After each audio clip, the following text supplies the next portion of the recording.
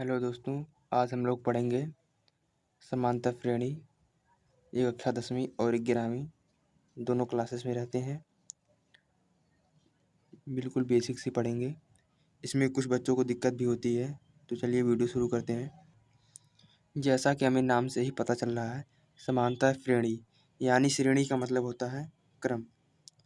कोई क्रम हो जिसका अंतर समान हो, यानी कि समांतर श्रेणी।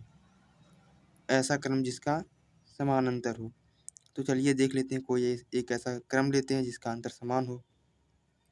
हम यहाँ पर अभी ले लें 5, 8, 11, 14, 17,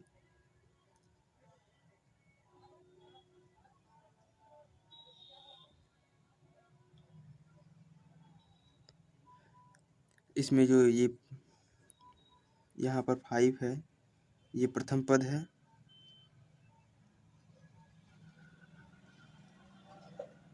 प्रथम पद जिसे हम A1 या A लिखते हैं। अब यहाँ पर जो 8 है, ये द्वितीय पद है। द्वितीय पद जिसे हम A2 या A प्लस डी लिखते हैं। अब यहाँ पर A प्लस डी क्यों लिखते हैं? क्योंकि जब A में हम यानी 5 में कुछ जोड़ेंगे तब 8 प्राप्त होगा, इसलिए जो इसमें हमने जोड़ा है उसे D कहते हैं। अब यही क्रम हम इसमें जोड़ेंगे, इन सब में जोड़ेंगे। अब यहाँ पर जो तृतीय पद है 11 यानी 11,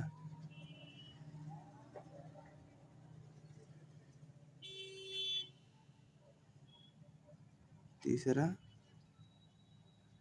पद, यहाँ पर हम A3 लिखेंगे और A में 2 बार D जोड़ेंगे। तो A में जब हम 2 बार D जोड़ेंगे तो यहाँ पर हो जाएगा A प्लस 2D। अब चौथा पद है,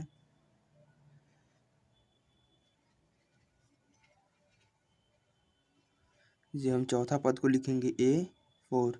A4 में हम इतना लिख लेंगे पहले A plus D plus D, फिर हम इसमें D जोड़ेंगे जिस तरह से D जोड़ते थे। फिर इसमें D जब जोड़ेंगे तो ये आ जाएगा A प्लस 3D।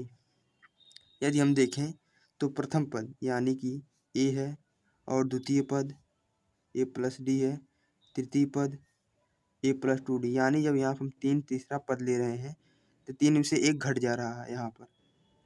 और फिर जब चौथा ले रहे हैं 4, यानी कि 4 से कम 3, तो यानी हम जहाँ पर 4 ले रहे हैं उससे कम है। तो हमें एक रूल प्राप्त होता है कि यहाँ पर A तो सेम है, A सेम रह रहा है और D भी सेम है, और जी अंक घट रहा है, इसको हम n मान लेते हैं। A यहाँ पर n ले लें, क्योंकि 4 है तो यहाँ पर 3 हो जा रहा है, तो यहाँ पर हम n ले लेंगे। तो क्या करेंगे, A की जगह पे A लिखेंगे, A हो गया, फिर प्लस करेंगे। अब जहाँ 4 था वहाँ यहाँ पे 3 लिखे थे, फिर यहाँ ब्रैकेट में लिखेंगे, n की जगह पे n लिखेंगे। जैसे इसमें से 4 में से 1 घटाएं तब 3 आया, तो यहाँ पर 1 घटा देंगे। अब ब्रैकेट बंद कर देंगे। फिर उसके बाद यहाँ गुणे में 3 D है, तो यहाँ पर गुणे में D लिख देंगे। हमें यहाँ पर एक सूत्र प्राप्त हो जाता है, समांतर श्रेणी का n वां पद। अब समांतर श्रेणी का n वां पद यहाँ पर Tn बराबर भी लिखा जाता है, कहीं An लिखता है तो कहीं Tn लिखता है। तो हमें यहाँ पे एक सूत्र प्राप्त हो गया, गुणे D। अब हम जानेंगे कि Tn क्या होता है, A क्या होता है, n क्या होता है, D क्या होता है। तो चलिए कोई एक नई समांतर श्रेणी लेते हैं, उसमें हम देखेंगे इन सब सूत्रों का क्या क्या काम होता है। तो यहाँ पर हम समांतर श्रेणी लेते हैं 3, 7, 11, 15, 19, यहाँ पर कॉमा लगा दें। जहाँ तक कि हम जानते हैं यहाँ पे जो ये 3 है ये प्रथम पद है, प्रथम पद, अर्थात a बराबर 3। अब हम जब 7 में से इसको घटाएंगे या इसमें से इसको घटाएंगे, यानी कि जिससे हमें घटाना है उसके तुरंत बाद होना चाहिए और उससे एक आगे होना चाहिए। तो हम 7 में से 3 घटाएंगे, यहाँ लिखेंगे सारमंतर, सार अंतर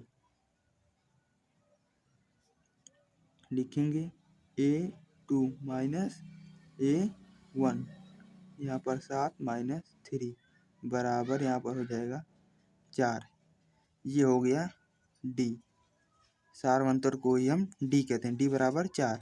और यहाँ पर घटाएंगे तो 4 आएगा। यदि हम 11 में से 7 घटाएं तो भी 4 आएगा। यदि 15 में से 11 को घटाएं फिर भी 4 आएगा। यहाँ पर से 19 में से 15 घटाएंगे फिर भी 4 आएगा। यही इसका सारवंतर D कहते हैं। अब बात आती है TN, TN और N, यही दो मेन चीज़ होते हैं। इन्हीं दो में बच्चों कंफ्यूज होते हैं। अब N को हम देखेंगे। N ऐसे मान लीजिए जैसे ये पहला है नंबर, यहाँ पर ये दूसरा नंबर, ये तीसरा नंबर, ये चौथा नंबर, ये पांचवा नंबर।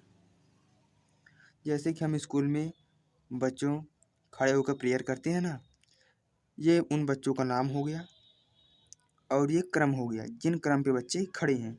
यदि किसी टीचर को इस बच्चे को बुलाना होगा और इस बच्चे का नाम पता होगा तो वो कहेगा 11 वाला बच्चा यहाँ पर आए, यानी ये इसका नाम है, तो ये नाम से चला जाएगा।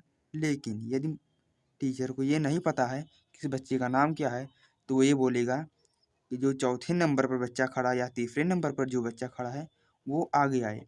तो यहाँ पर जो नंबर वाइज है इसे हम यन कहते हैं, यानी 1 2 3 4, यानी चौथा पद, तीसरा, पांचवा, तो इसे हम कहते हैं, इसे यनवा पद कहते हैं। यनवा पद हो गया ये वाला क्रम हो गया। और TN, एनवा पद पर जो स्थित संख्या होता है या जो लड़का उस पर स्थित होता है उसे TN कहते हैं। तो TN बराबर जब हम n बराबर 1 लेंगे, n बराबर जब हम 1 लेते हैं तो यहाँ पर TN बराबर 3 आएगा। और जब हम n बराबर 2 लेंगे तो TN बराबर 7 आएगा, ठीक। और जब हम n बराबर 3 लेंगे तो TN बराबर यहाँ पर 11 आ जाएगा।